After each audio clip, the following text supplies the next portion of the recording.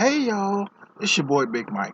You know that dude you be seeing on the streets and be like, hey, ain't that dude that be doing them YouTube videos? Yeah, that's me. And for today, we're going to be watching our new president, Joe Biden, get sworn in. Let's get it.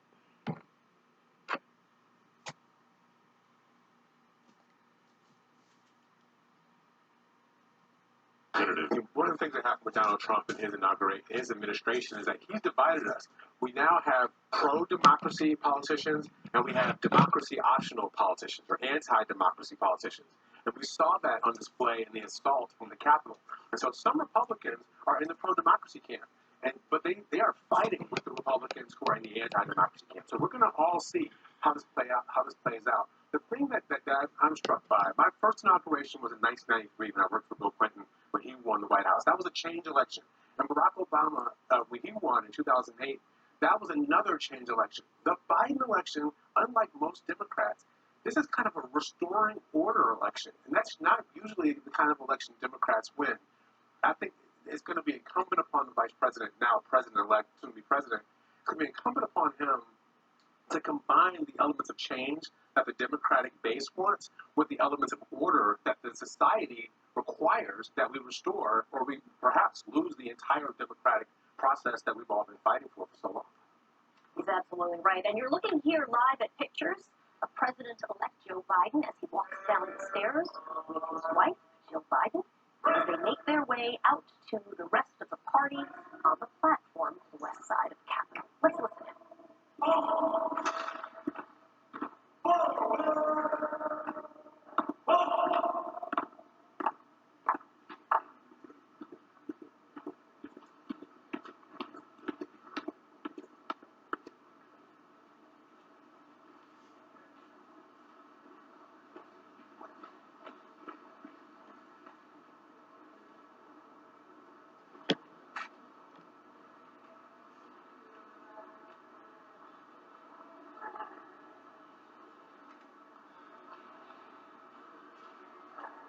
For anyone who stands on ceremony and loves to watch the ceremony of what happens every 4 years at an inauguration. It's such a remarkable thing. And it started to snow in Washington, D.C. Snow flurries. It's in the 40s, and of course, is Amy Klobuchar. She was a candidate for the presidency and really struggled a bit toward the end, but she joins the others out there. 40 degrees or so, but it must have gotten a little colder as we're starting to see snowflakes out there. We're expecting the vice president-elect and Joe Biden to come out down these stairs any moment now, because of course they're walking through above the rotunda but underground to come out to this west side.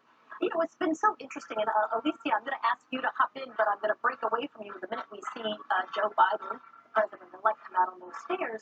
I'm Kamala Harris now as vice president, history-making, remarkable, but also we lose the only black woman who's in the Senate at the moment, and it's an indication, I think, of that, what tremendous progress, and yet so far to go that there's no other black woman who can be counted as a senator at this time, Alicia. That's right. And it's really a tragedy. This year, Gavin Newsom had the opportunity to put a black woman in that seat, and he chose not to. So you're absolutely right that we move one step forward and two steps back. But again, with massive participation, with engagement, black women are not sitting on the sidelines. We are paying attention to all of those gaps and making sure that we fill them. And at this moment, we're paying attention to President-elect Joe Biden and his wife, Dr. Jill Biden, making their way onto the Capitol stairs there on the west side, where we are going to see this ceremony get underway. Probably in the next, I'm going to guess, 10 minutes or so. We know, of course, that the president needs to be inaugurated into office, that's when the oath of office, before noon.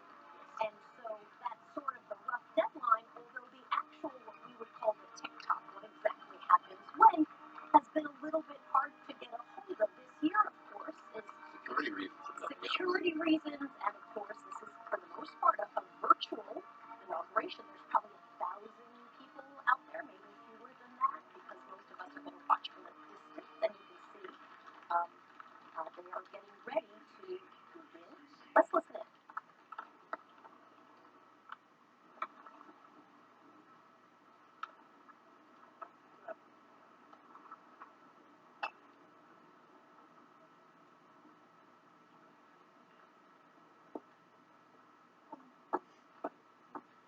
Please welcome the Honorable Amy Klobuchar.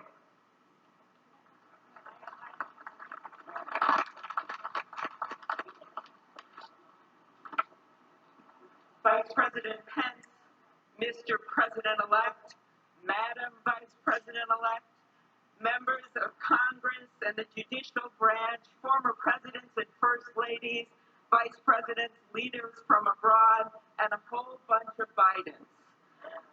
America, welcome to the 59th presidential inauguration, where in just a few moments, Joe Biden and Kamala Harris will take their solemn oaths. This ceremony is the culmination of 244 years of a democracy. It is the moment when leaders brought to this stage by the will of the people promise to be faithful to our Constitution, to cherish it and defend it. It is the moment when they become, as we all should be, guardians of our country. Have we become too jaded, too accustomed to the ritual of the passing of the torch of democracy to truly appreciate what a blessing and a privilege it is to witness this moment? I think not. 2 weeks ago, when an angry, violent mob staged an insurrection and desecrated this temple of our democracy, it awakened us to our responsibilities as Americans.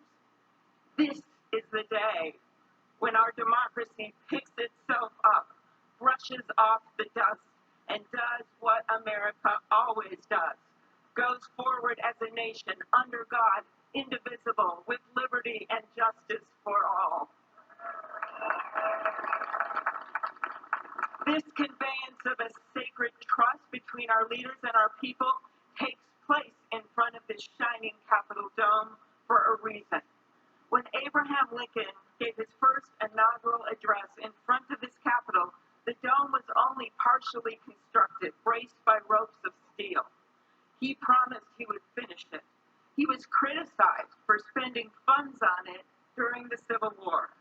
To those critics, he replied, "If the people see the Capitol going on, it is a sign we intend the Union shall go on." And it did, and it will.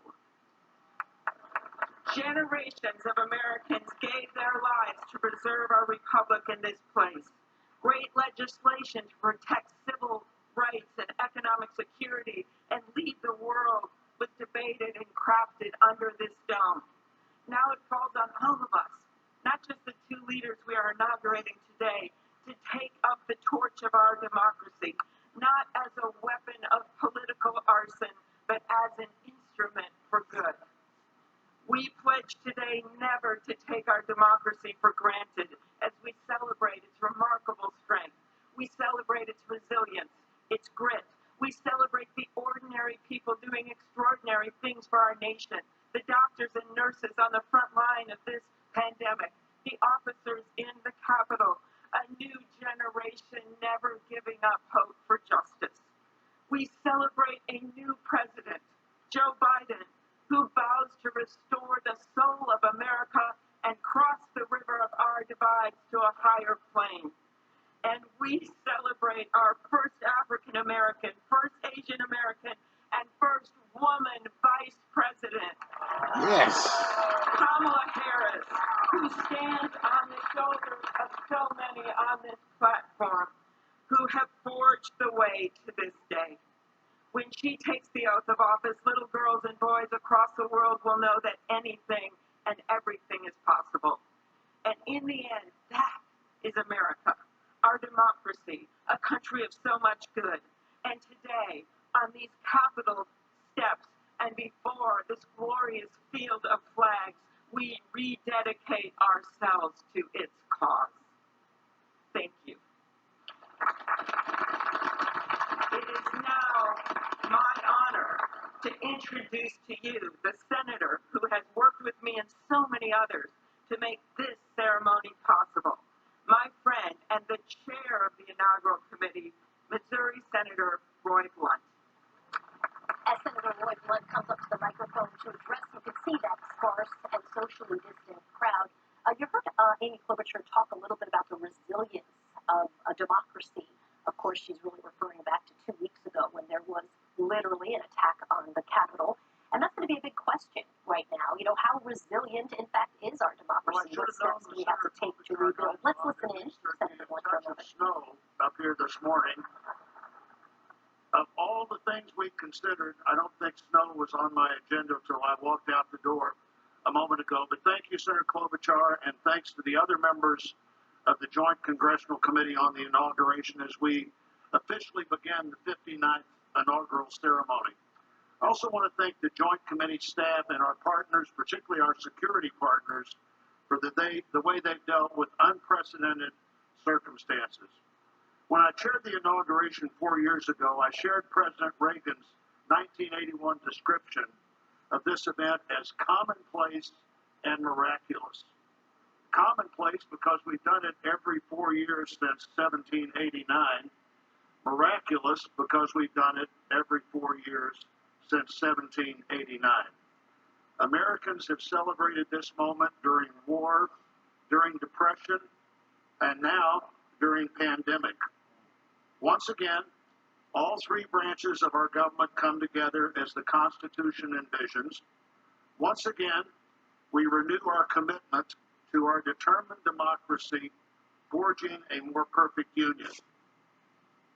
That theme for this inauguration, our determined democracy, forging a more perfect union, was announced by the Joint Committee before the election with the belief that the United States can only fulfill its promise and set an example for others if we are always working to be better than we have been. The Constitution established that determined democracy with its first three words, declaring the people as the source of the government. The Articles of Confederation hadn't done that. The Magna Carta hadn't done that. Only the Constitution says the government exists because the people are the source of the reason it exists. They immediately followed those first three words with the words to form a more perfect union. The founders did not say to form a perfect union. They did not claim that in our new country nothing would need to be improved.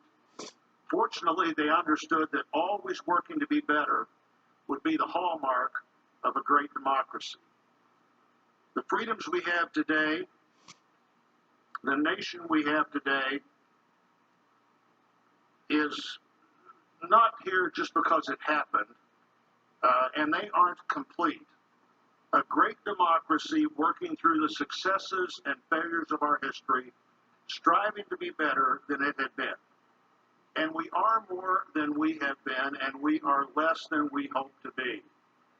The assault on our Capitol at this very place just 2 weeks ago reminds us that a government designed to balance and check itself is both fragile and resilient. During the last year, the pandemic challenged our free and open society and called for extraordinary determination and sacrifice, and still challenges us today. Meeting that challenge head on have been and are healthcare workers, scientists, first responders, essential frontline workers, and so many others we depend on in so many ways. Today we come to this moment. People all over the world, as we're here, are watching and will watch what we do here. Our government comes together. The Congress and the courts join the transition of executive responsibility. One political party more pleased today and on every inaugural day than the other. But this is not a moment of division, it's a moment of unification. A new administration begins and brings with it a new beginning. And with that, our great national debate goes forward, and a determined democracy will continue to be essential in pursuit of a more perfect union and a better future for all Americans. What a privilege for me to join you today. Thank you. That's Senator Lloyd Blunt thanking security in his first words. To the podium, a longtime friend of the President-elect and his family, Father Leo O'Donovan, to lead us in an invocation. Please stand if you are able and remain standing for the national anthem and the pledge to our flag.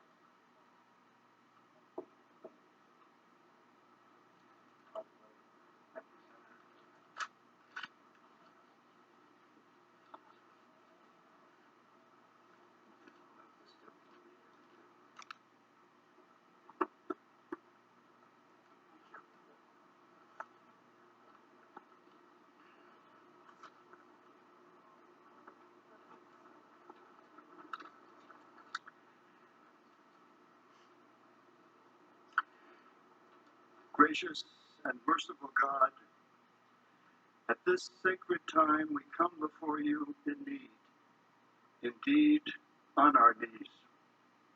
But we come still more with hope, and with our eyes raised anew to the vision of a more perfect union in our land, a union of all our citizens to promote the general welfare and secure the blessings of liberty to ourselves and our posterity.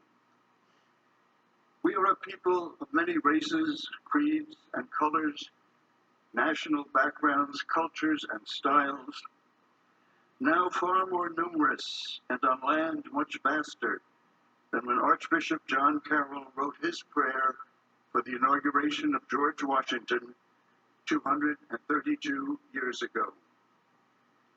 Archbishop Carroll prayed that you, O Creator of all, would assist with your Holy Spirit of counsel and fortitude the President of these United States, that his administration may be conducted in righteousness and be eminently useful to your people.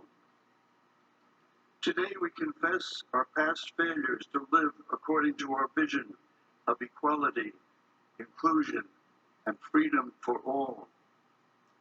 Yet we resolutely commit still more now to renewing the vision, to caring for one another in word and deed, especially the least fortunate among us, and so becoming a light for the world. There is a power in each and every one of us that lives by turning to every other one of us, a thrust of the Spirit to cherish and care and stand by others, and above all those most in need.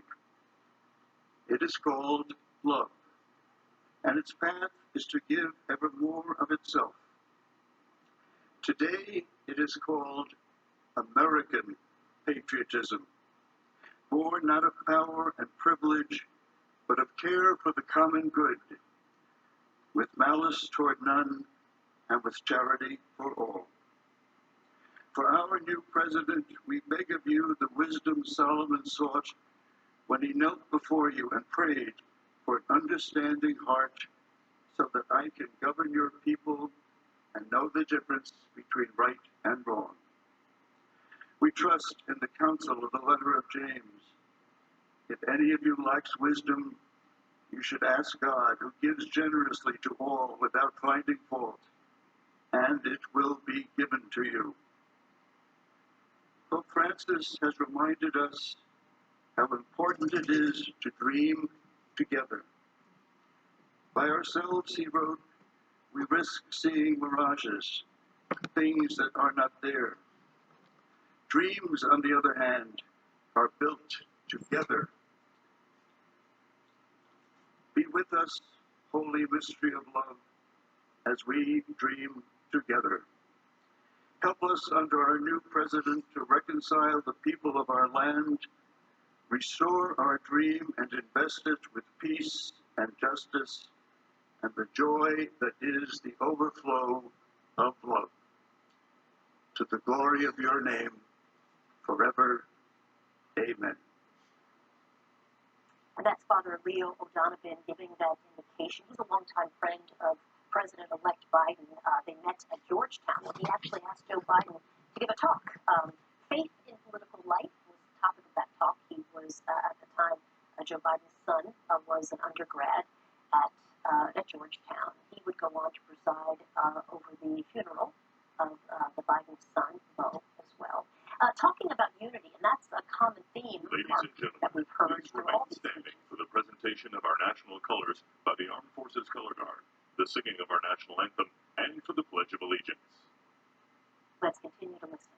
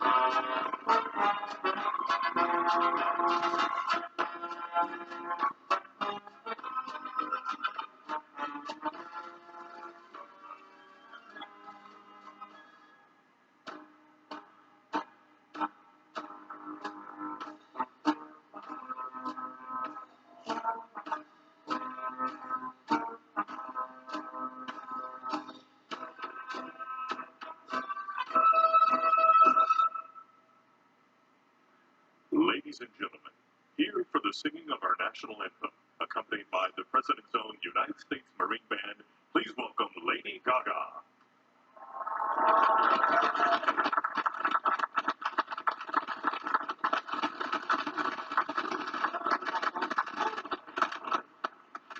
Lady Gaga and President-elect Biden have been friends for a while, and she, of course, campaigned for him when he was on the trail.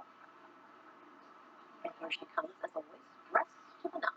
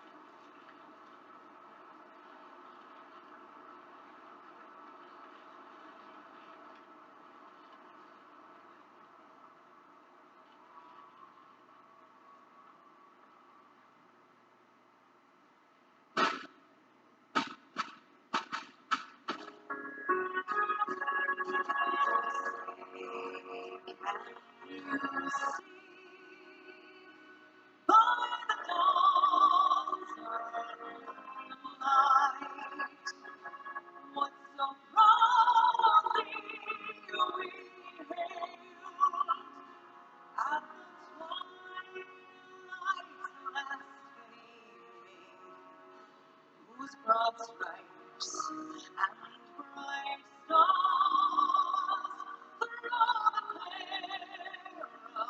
perilous fight. On the ramparts we watched were so gallantly streaming, and the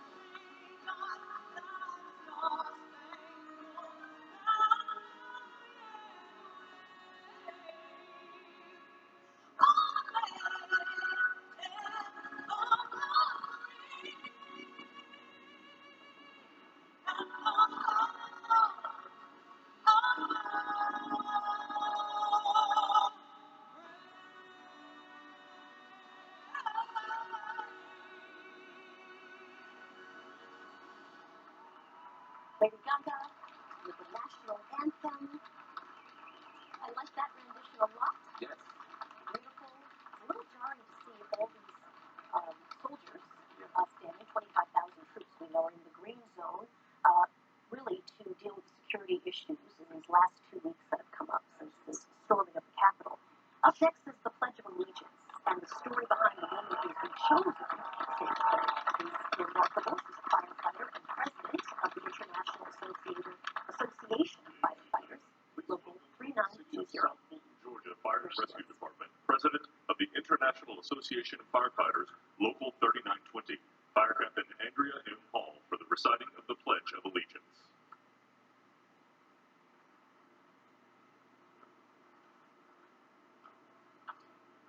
I pledge allegiance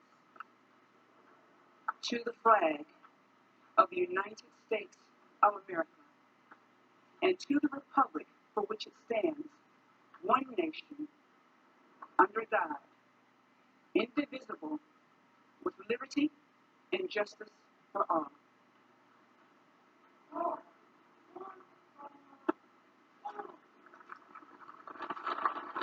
It's powerful to see her actually because we're doing it in American Sign Language as well. I have a son who's deaf, and it's always sort of jarring for me when you see people remember that there are so many people who are hearing impaired and others who don't have good access to what's What happening. you are all about to be part of America is a historic moment of first. To administer the oath to our first African American, our first Asian American, and our first woman vice president, Kamala Harris, it is my great privilege to welcome to the inaugural stage the first Latina to ever serve on the Supreme Court of the United States of America, Justice Sonia Sotomayor.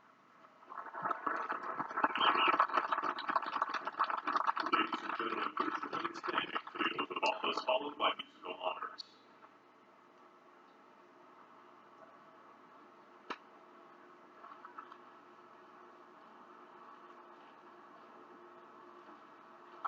Please raise your right hand and repeat after me.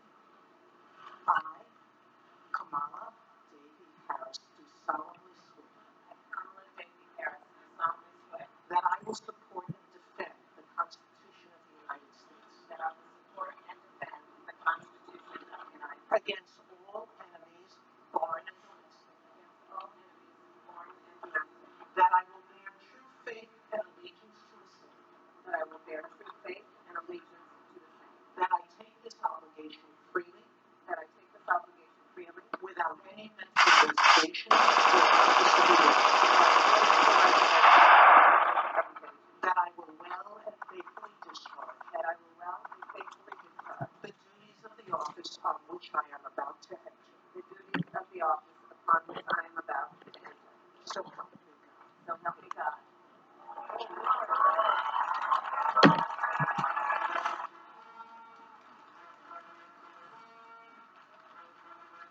And there you have it, history making as the first Asian American, first African American, first female vice president sworn into office.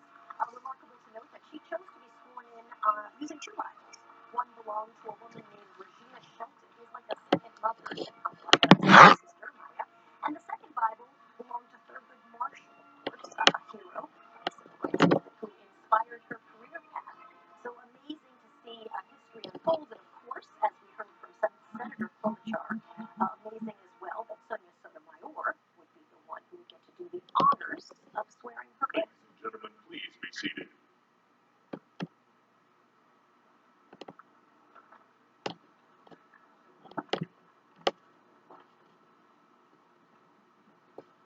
Please welcome Jennifer Lopez to perform This Land Is Your Land and America the Beautiful, accompanied by members of the President's Own United States Marine Band. Jennifer Lopez looking like $1 million, as she always does, coming out. She was chosen by the Biden inaugural committee because she's very outspoken about the disproportionate effect of coronavirus on Latinos, and also just focused on the need to contain the virus, rebuild the economy, unify the country. And again, I think that theme of unification, unifying all Americans, is going to be one that we keep coming back to, and you can see it in her choice of songs in her performance today. Let's listen in.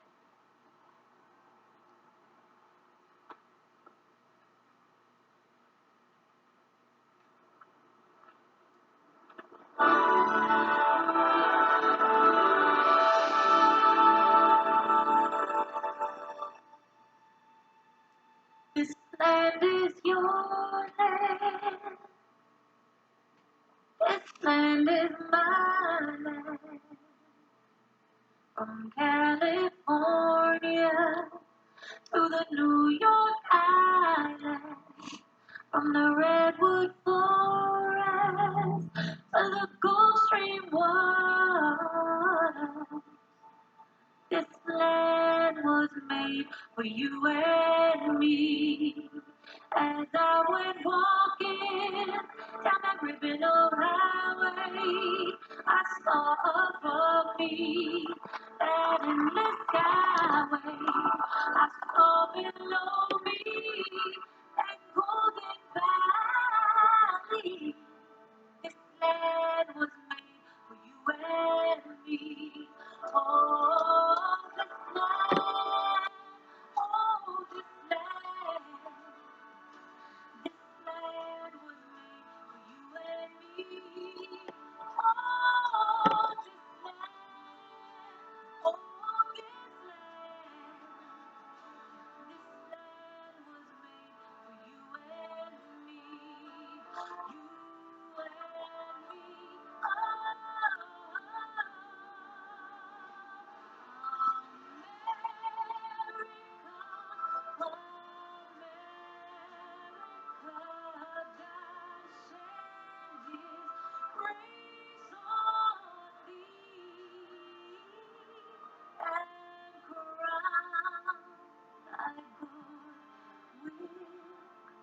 Brotherhood. Una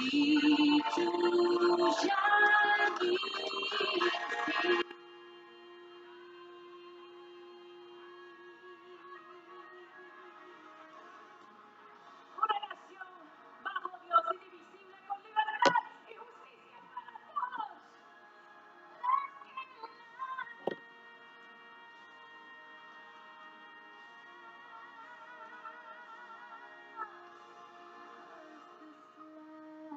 Was made for you and me.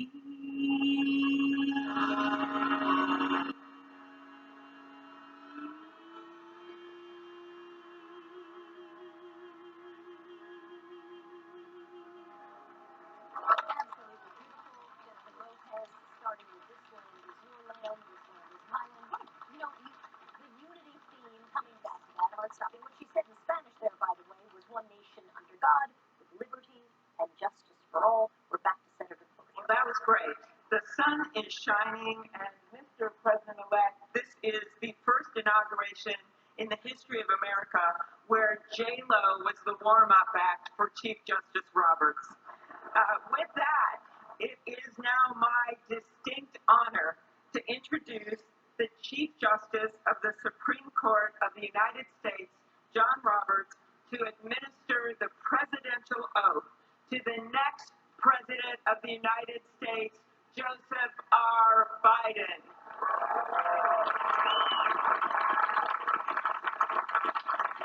Ladies and gentlemen, please stand for the oath of office, followed by musical honors.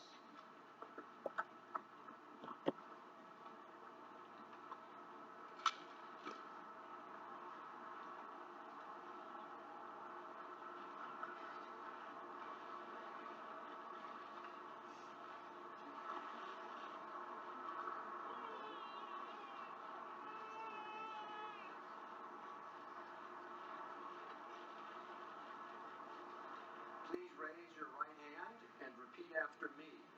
I, Joseph Robinette Biden Jr., do solemnly swear. I, Joseph Robinette Biden Jr., do solemnly swear. That I will faithfully execute. That I will faithfully execute. The office of President of the United States. The office of President of the United States. And will, to the best of my ability. Will, to the best of my ability. Preserve, protect, and defend. Preserve, protect, and defend. The Constitution of the United States. Constitution of the United States. So help you God. So help me God. Congratulations, Mr. President.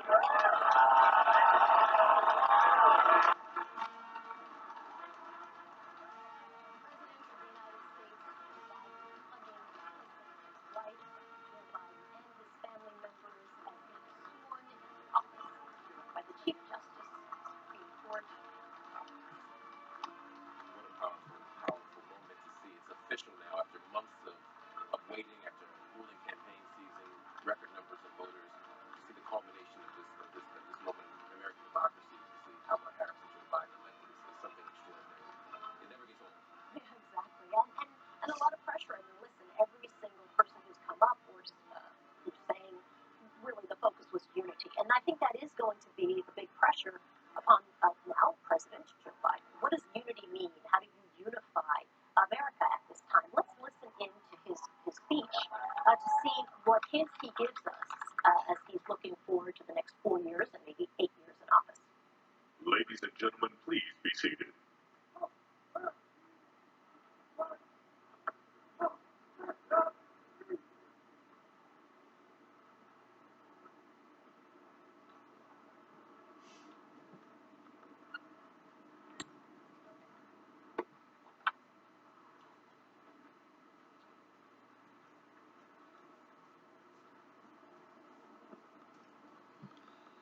Just want to say I'm so glad Trump isn't president no damn more.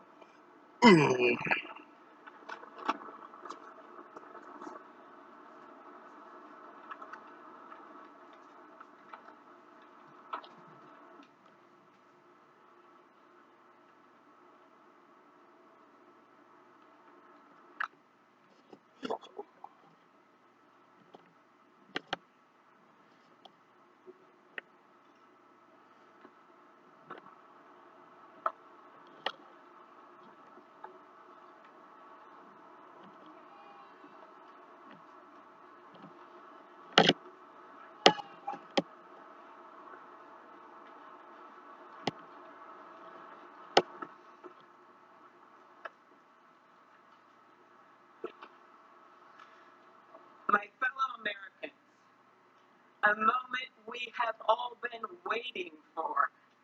It is now my great privilege and high honor to be the first person to officially introduce the 46th President of the United States, Joseph R. Biden Jr.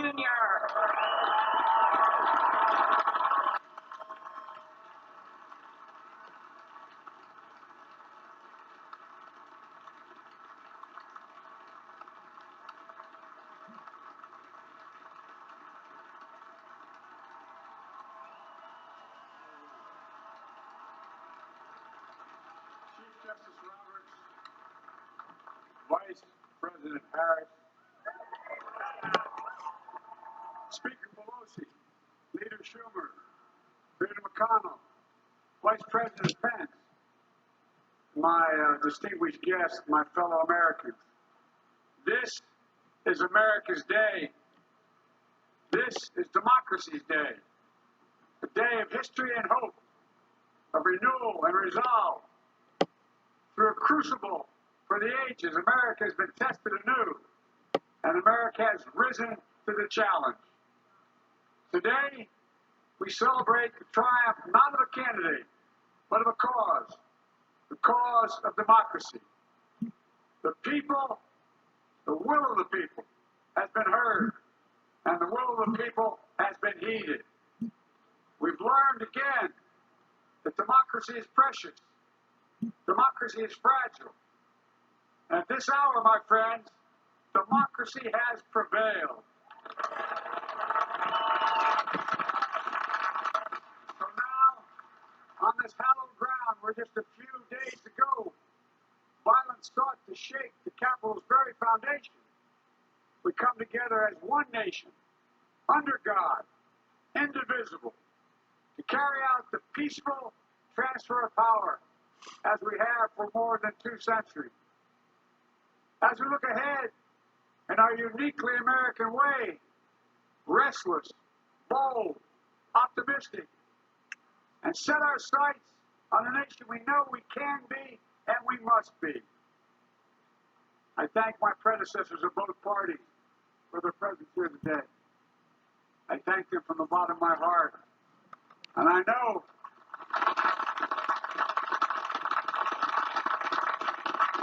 the resilience of our Constitution and the strength of our nation, as does President Carter, who I spoke with last night, who cannot be with us today, but whom we salute for his lifetime in service. I've just taken a sacred oath each of those patriots have taken. The oath first sworn by George Washington. But the American story depends not on any one of us, not on some of us, but on all of us, on we the people who seek a more perfect union. This is a great nation. We're good people.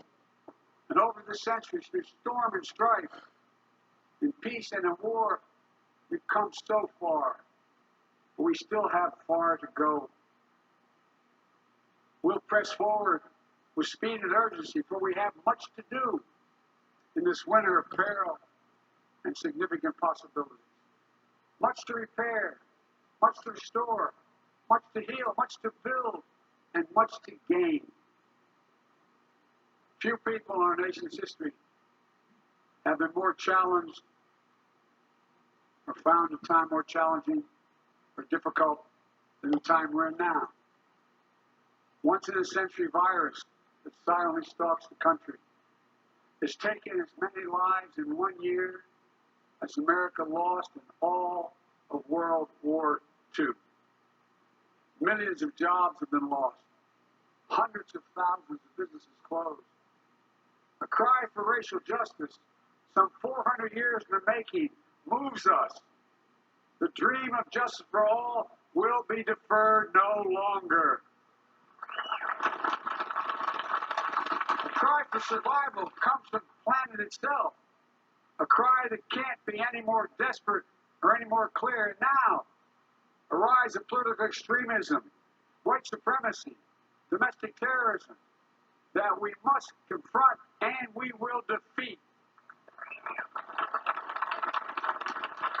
To overcome these challenges, to restore the soul and secure the future of America, requires so much more than words.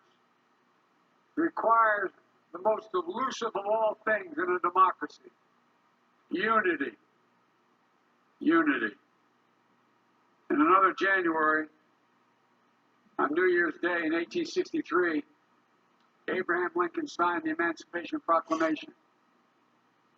When he put pen to paper, the president said, and I quote, "If my name ever goes down into history, it'll be for this act, and my whole soul is in it." My whole soul is in it. Today, on this January day, my whole soul is in this. Bringing America together, uniting our people, uniting our nation. And I ask every American to join me in this cause.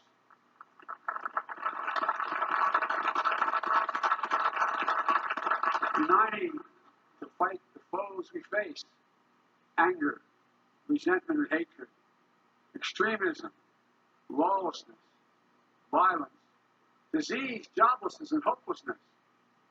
With unity, we can do great things, important things. We can right wrongs. We can put people to work in good jobs. We can teach our children in safe schools. We can overcome the deadly virus.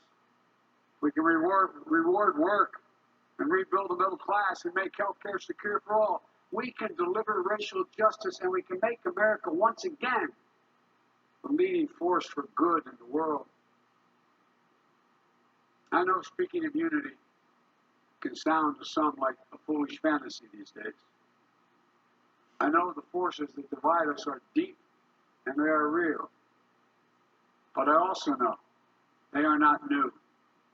Our history has been a constant struggle between the American ideal that we're all are created equal and the harsh, ugly reality that racism, nativism, fear, demonization have long torn us apart. The battle is perennial, and victory is never assured. Through Civil War, the Great Depression, World War, 9/11, through struggles, sacrifice, and setbacks, our better angels have always prevailed. In each of these moments, enough of us have come together to carry all of us forward. And we can do that now. History, faith, and reason show the way of unity. We can see each other not as adversaries, but as neighbors. We can treat each other with dignity and respect. We can join forces, stop the shouting, and lower the temperature. Without unity, there is no peace, only bitterness and fury. No progress, only exhausting outrage. No nation, only a state of chaos. This is our historic moment of crisis and challenge. And unity is the path forward. And we must meet this moment as the United States of America. If we do that, I guarantee you we will not fail. We have never, ever, ever, ever failed in America when we've acted together. And so today, at this time, in this place, let's start afresh, all of us. Let's begin to listen to one another again, hear one another, see one another, show respect to one another. Politics doesn't have to be a raging fire, destroying everything in its path. Every disagreement doesn't have to be a cause for total war. And we must reject the culture in which facts themselves are manipulated and even manufactured.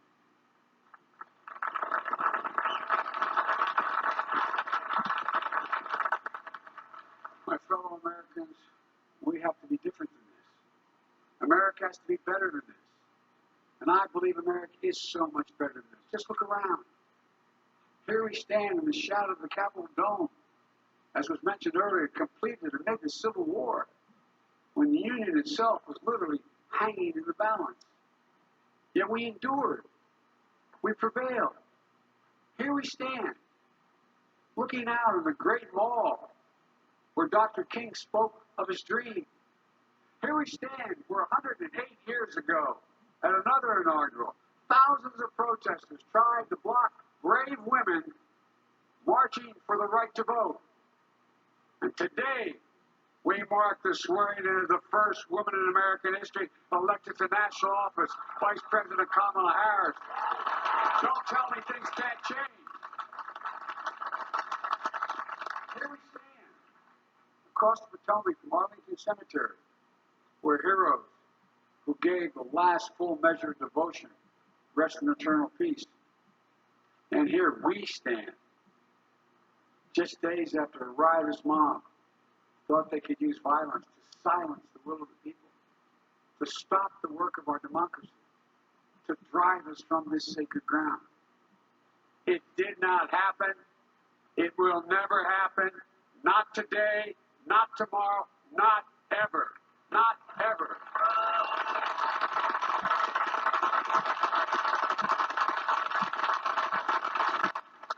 To all those who supported our campaign, I'm humbled by the faith you placed in us. To all those who did not support us, let me say this. Hear me out as we move forward. Take a measure of me and my heart. If you still disagree, so be it. That's democracy. That's America. The right to dissent peaceably within the guardrails of our republic is perhaps this nation's greatest strength. Yet hear me clearly. Disagreement must not lead to disunion. And I pledge this to you. I will be a president for all Americans. All Americans. And I promise you, I will fight as hard for those who did not support me as for those who did.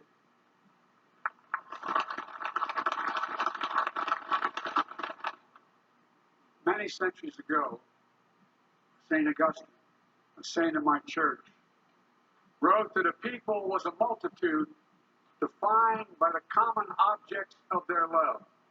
Defined by the common objects of their love. What are the common objects we as Americans love that define us as Americans?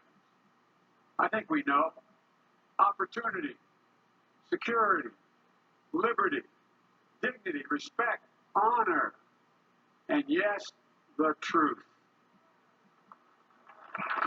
Recent weeks and months have taught us a painful lesson.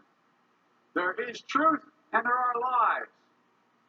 Lies told for power and for profit. And each of us has a duty and a responsibility as citizens, as Americans, especially as leaders. Leaders who have pledged to honor our Constitution and protect our nation, to defend the truth and defeat the lies. Look, I understand that many of my fellow Americans view the future with fear and trepidation. I understand they worry about their jobs. I understand, like my dad, they lay in bed staring at night, staring at the ceiling, wondering, can I keep my health care? Can I pay my mortgage? Thinking about their families, about what comes next. I promise you, I get it. But the answer is not to turn inward, to retreat into competing factions, distrusting those who don't look like you, or worship the way you do, or don't get their news from the same sources you do. We must end this uncivil war that pits red against blue, rural versus urban, or rural versus urban, conservative versus liberal. We can do this if we open our souls instead of hardening our hearts, if we show a little tolerance and humility, and if we're willing to stand in the other person's shoes, as my mom would say, just for a moment, stand in their shoes. Because here's the thing about life. There's no accounting for what faith will deal you. Some days, when you need a hand, there are other days when we're called to lend a hand. That's how it has to be. It's what we do for one another. And if we are this way, our country will be stronger, more prosperous, more ready for the future. And we can still disagree. My fellow Americans, in the work ahead of us, we're going to need each other. We need all our strength to persevere through this dark winter. We're entering what may be the toughest and deadliest period of the virus. We must set aside politics and finally face this pandemic as one nation. One nation. And I promise you this, as the Bible says, weeping may endure for a night, but joy cometh in the morning. We will get through this together. Together. Look, folks, all my colleagues I serve with in the House and the Senate up there, we all understand the world is watching all of us today. So here's my message to those beyond our borders. America has been tested, and we've come out stronger for it. We will repair our alliances and engage with the world once again. Not to meet yesterday's challenges, but today's and tomorrow's challenges. And we'll lead not merely by the example of our power, but by the power of our example.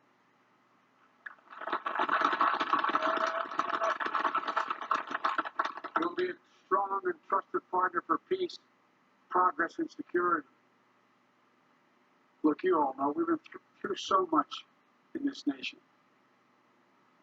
And my first act as president, I'd like to ask you to join me in a moment of silent prayer. Remember all those who will be lost in this past year to the pandemic. Those 400,000 fellow Americans, moms, dads, husbands, wives, sons, daughters, friends, neighbors, and co-workers. We'll honor them for becoming the people and the nation we know we can and should be. So I ask you, let's say a silent prayer for those who lost their lives and those left behind, and for our country.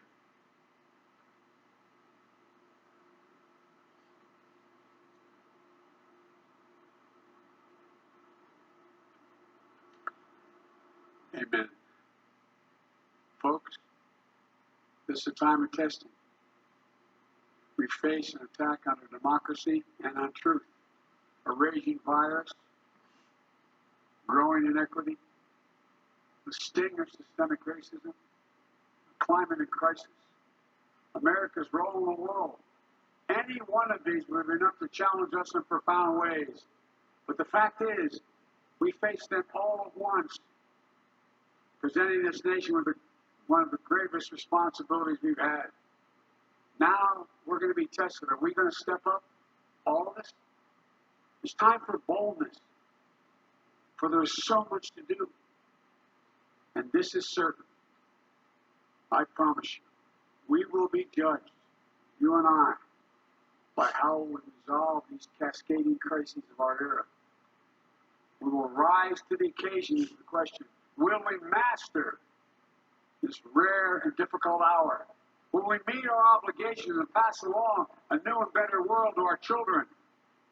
I believe we must. I'm sure you do as well. I believe we will. And when we do, we'll write the next great chapter in the history of the United States of America, the American story. A story that might sound something like a song that means a lot to me. It's called American Anthem. There's one verse that stands out, at least for me, and it goes like this. The work and prayers of century have brought us to this day. What shall be our legacy? What will our children say? Let me know in my heart when my days are through. America, America, I gave my best to you. Let's us add our own work and prayers to the unfolding story of our great nation. If we do this, then when our days are through, our children and our children's children will say of us, they gave their best, they did their duty, they healed a broken land. My fellow Americans, I close the day where I began, with the sacred oath. Before God and all of you, I give you my word. I will always level with you. I will defend the Constitution. I'll defend our democracy. I'll defend America. And will give all of you, keep everything I do in your service, thinking not of power but of possibilities, not of personal interest but the public good. And together we shall write an American story of hope, not fear, of unity, not division, of light, not darkness, a story of decency and dignity, love and healing, greatness and goodness. May this be the story that guides us, the story that inspires us, and the story that tells ages yet to come that we answered the call of history. We met the moment. Democracy and hope, truth and justice did not die in our watch but thrived.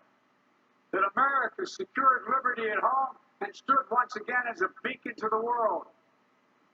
That is what we owe our forebears, one another, and generation to follow.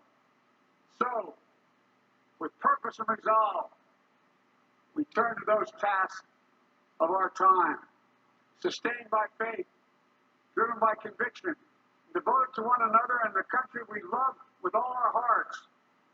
May God bless America, and may God protect our troops. Thank you, America. And with that, Joe Biden is now the 46th President of the United States. And up next,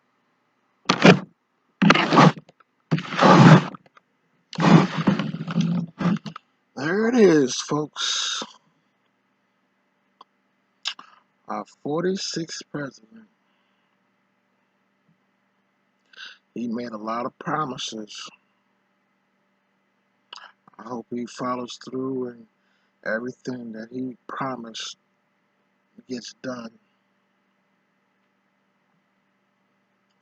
Like I said, I'm so glad that Donald Trump, well, Trump, same thing, isn't our president anymore. I mean, I got like politically aware when Ronald Reagan wasn't president, and I wasn't even in my teens. I don't think I was like in the early '80s or whatever. So from then to now, I have never seen any foolishness like what we had to endure while Trump was in office.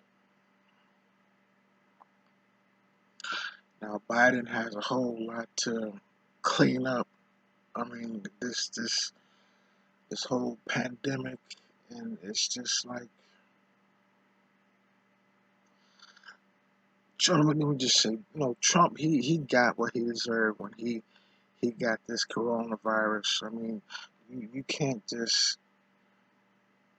do all the foolishness like, being a racist, a racist, and just, I mean, what was the agenda for the country when he was trying to build this great wall to like literally, it wasn't to keep Mexicans out. No, it's this whole Illuminati thing. I think it has something to do with it, and it was towards keeping Americans trapped here, and it's like I can't just like get too deep into it, but man,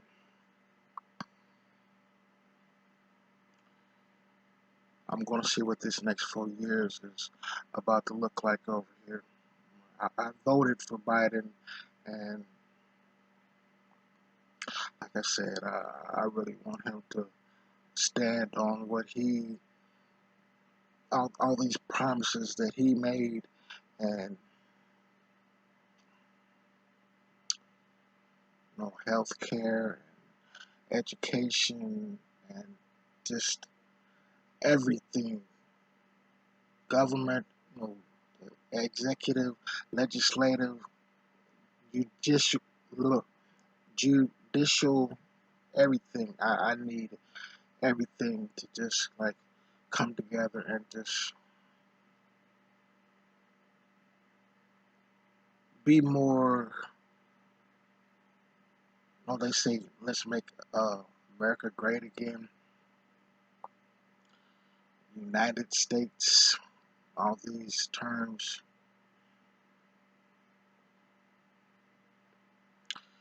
2020, y'all. 2021. I'm sorry. I can't believe it's this like this is January 20th. I mean, it's like you just blink and like we're like already 20 days into a new year. I mean, it's like time is just like flashing before my eyes so fast. But yeah,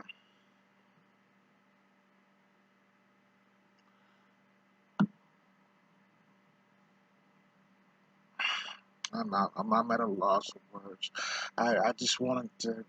I mean, I know everybody was able to see it, but I just wanted to just like use it as a YouTube video to like it's my part of my freedom of speech. This is way I'm showing support for the person that I voted for, letting y'all know that I'm like I said, I'm glad Trump is out of office, and we're gonna see how Biden and our first black female vice president, how they take care of us.